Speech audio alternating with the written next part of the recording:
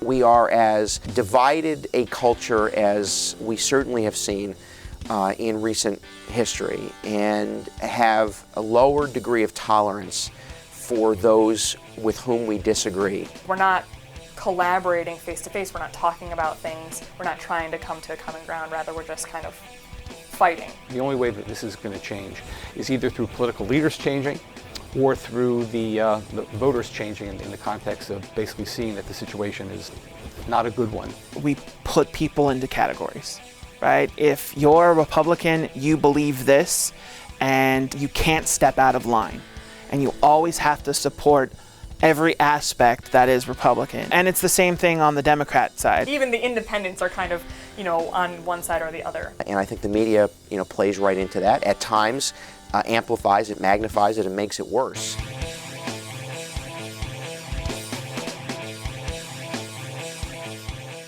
Our news media has become more ideologically polarized, so they're no longer a safe forum of discussion.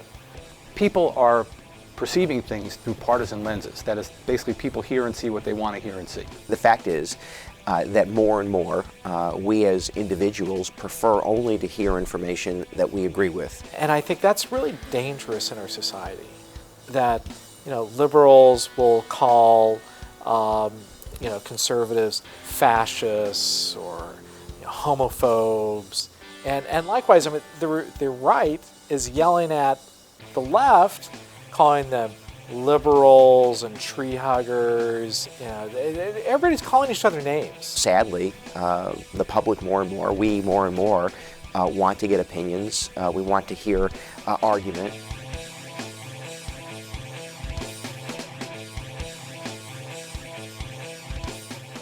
There's kind of a big political divide in terms of what people believe. And I think part of that comes from the type of places that we're getting our news from and the way that we're engaging with the news. People like to be reaffirmed, and they like to be validated by watching the news.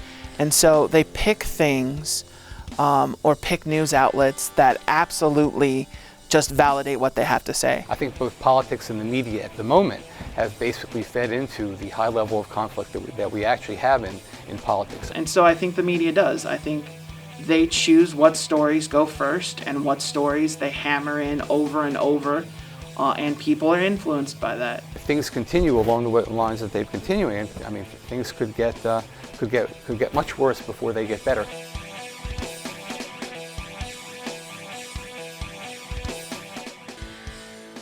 One of the worst that we have in the world of media is certainly social media. There is a real danger to the fact that if we are only communicating through social media, if we're only sending off these messages and these various states hate each other, for example, or are mobilizing against various senators or lawmakers, I think we do have a problem, right? It allows people to lie and to offer fake news and fake headlines.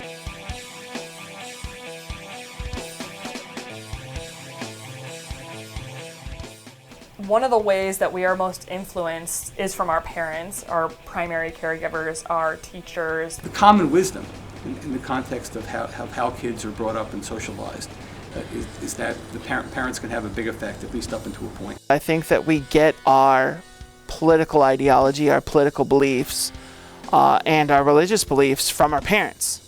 There certainly has been more and more conflict in families and over politics and ideology. Why should we be rude in the way we communicate to family members about our opinion? Why should we assume that our family members should only agree with us? Why can't we have honest conversations about the things we disagree? It's either you are directly aligned with your parents or you're the exact opposite, and that's your way of rebelling against them. If you have a parent that only reads one sort of newspaper and is outraged at whatever they read, that's going to easily translate to the child, right? I think that we as individuals need to be a little bit more mature about how we communicate with one another, a little bit more kind about how we communicate with one another, and a little bit more willing to accept the fact that we disagree, and that's a great thing.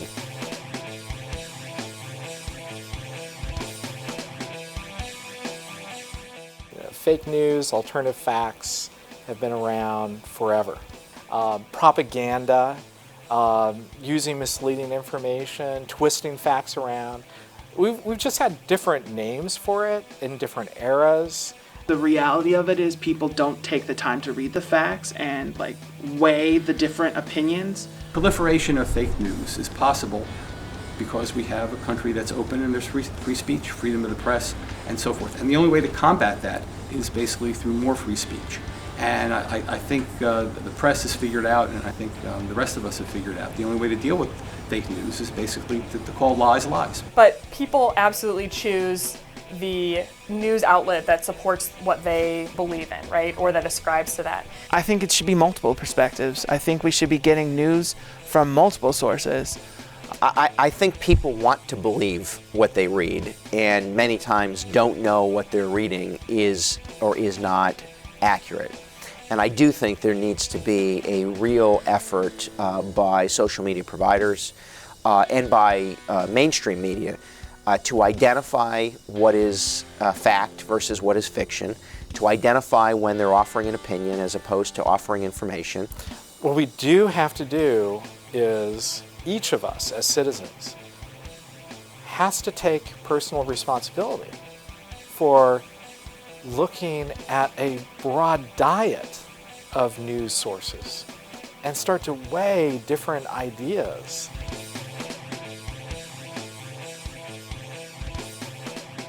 On one hand, I think, all hope is lost and we're doomed.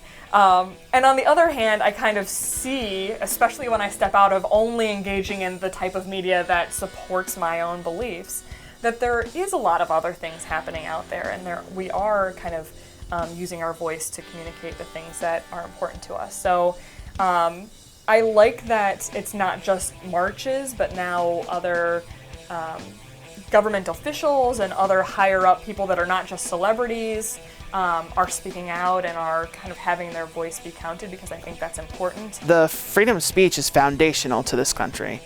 And the fact that there are millions and millions of people, not just in the United States, but outside of the United States, protesting, I think it is going to matter. And I think it has mattered. We have citizens showing up to the town meetings with their congressmen and voicing their opinion about healthcare and immigration and yelling and screaming at these events. I think that's wonderful. In terms of the ultimate resolution, I think the ultimate resolution depends on how political leaders respond, how the facts play out, and whether the positions taken by the rioters or protesters or whether the positions that they take are proven to be the right ones.